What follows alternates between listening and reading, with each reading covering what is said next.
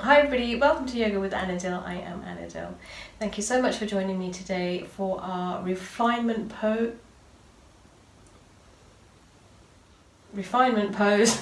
called Downward Facing Dog. It's a pose that you're most probably very familiar with. So we will look at breaking down this pose, refining the places to really engage, the places to open, and the places to stabilize when we're in this pose. So please get ready, ignore the flashing lights, and I'll see you on the mat in a mo. Let us get ready for our downward facing dog pose by beginning on all fours.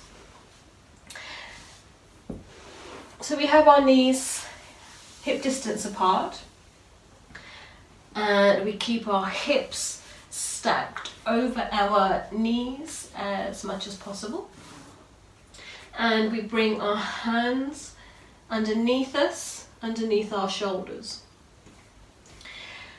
So we shuffle the hands back or forward to the point where you feel most of the weight in the fingers. So we press the fingers down and hold most of the weight and the engagement here, so that we avoid most of the weight dumping into the wrists.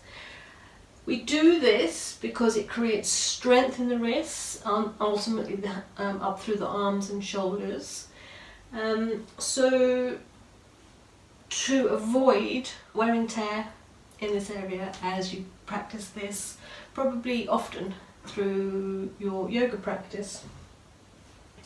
And we begin by standing out of our shoulders, and by that I mean separate through the shoulders, so you're standing nice and tall, and we hug the navel into the spine, and the heart, if we're kind of just a bit loose in the spine, we hug the heart back as well.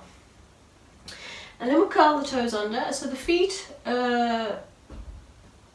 knee distance apart, hip distance apart as well. And this is the setup that gets us ready for a stable down dog. So the first thing we might want to do is, as we breathe in, we just stand out of our arms, and then as we breathe out, we can lift through the knees and go slowly, slowly, slowly, big breath in. And as we breathe out, you can come back down. Now this time, as we do that, please notice the weight and the effort in the fingers as you rise on up. Big breath in, and as we breathe out, lift through the hips, lift through the knees, and notice the weight in the fingertips. Now if this feels really heavy in the hands, bend through the knees, and it doesn't matter if your feet are flat on the earth or not. What does matter is the strength and the length in the spine. So let's bend through the knees, and then you take your belly and you reach your belly to almost lay back onto your thighs. And what this does is it shifts the bulk of the weight from your hands to a little bit more equally between your hands and your feet.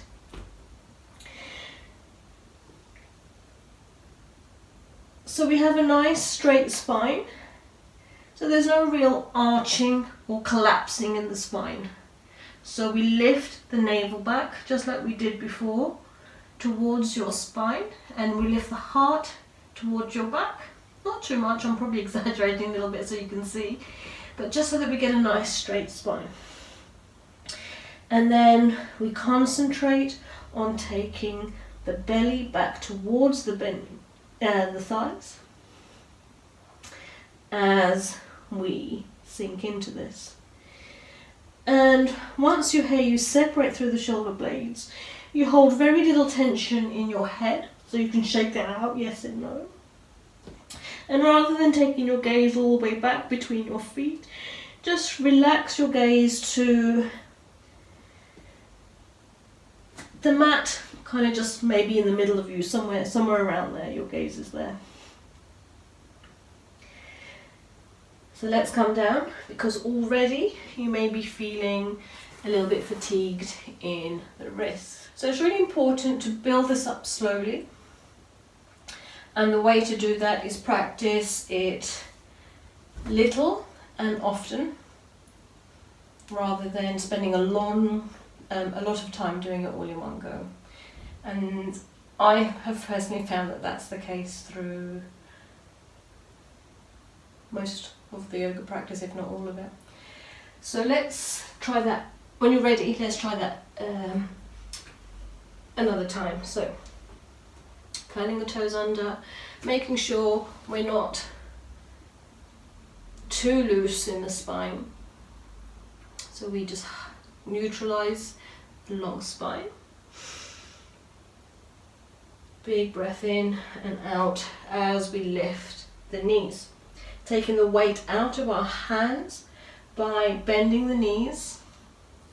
And it can be a little, it can be a lot. And taking your heart and your belly like you're aiming to rest them back towards your thighs. Still avoiding that real loose spine. So we think about the heart and we just hug it in gently, not overly so that we might end up rounding. Just gently getting strong through the spine here. Now you don't have to look at your fingers, but pay attention to your fingers, and once again really press here, especially your thumbs. And then you rotate the shoulder blades away from each other. And over time, you may find that you can begin to straighten through the legs. Now, if by straightening the legs you lose the integrity and the good feeling in the spine by rounding the spine, then that's an indication that actually your knees still need to be a little bit bent for a bit longer as you work into opening them.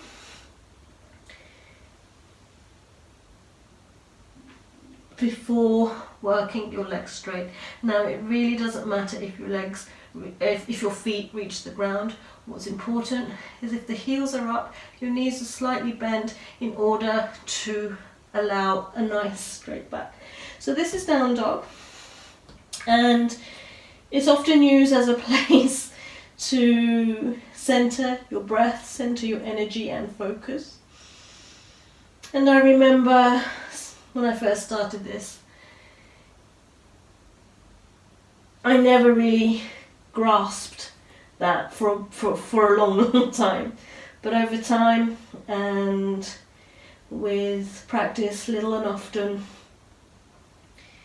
I soon began to find that little place in downward facing dog that felt like home. And as you want to come out of this, you bring your shoulders over wrists, allowing the knees to come down as we sit back. So let's just go up one more time. So we've focused on the refinement through the hands, the arms, the body, and the placement of the legs. Now let's just think about the energizing through the legs as well.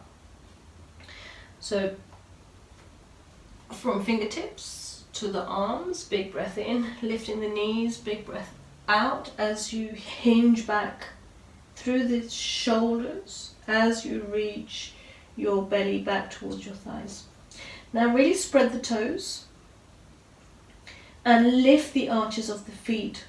What this does is it energizes and strengthens through the legs.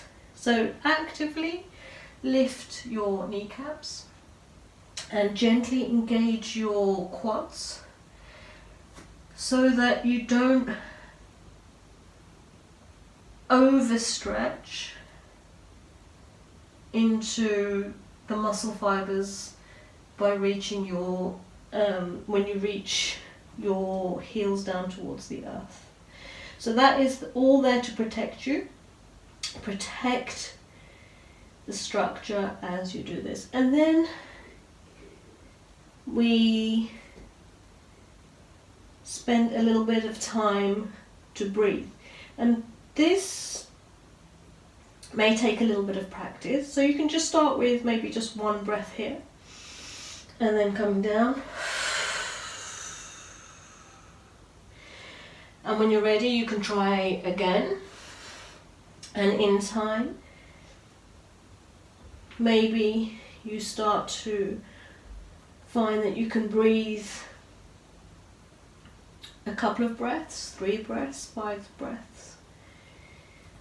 And all the while you engage from fingertips all the way through the back of the body, the front of the body, through the legs and the toes. Finding equal weight and equilibrium in this beautiful downward facing dog pose. Let's come down and give our wrists a little bit of loving after all that support they've given to us.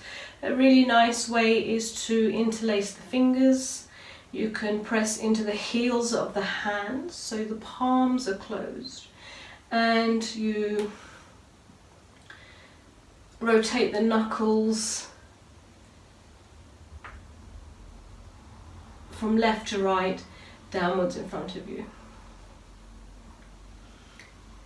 And if your brain doesn't short circuit in trying this, as mine often does, you can try to take your knuckles backwards in the opposite direction. So knuckles back, come to stillness, knuckles forward, come to stillness. Another nice way to release anything through the arms and the hands and the wrists is to very gently, and not to put too much weight or pressure on this at all, but to take your palms down so that your hands the tops of your hands are resting onto the ground, and just very slowly, you might like to even close your eyes here so that you can be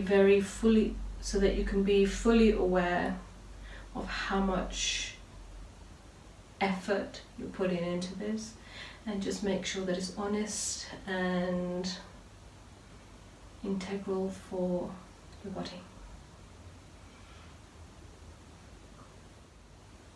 So there you have the refinement tips for your downward facing dog pose. I hope they've been helpful.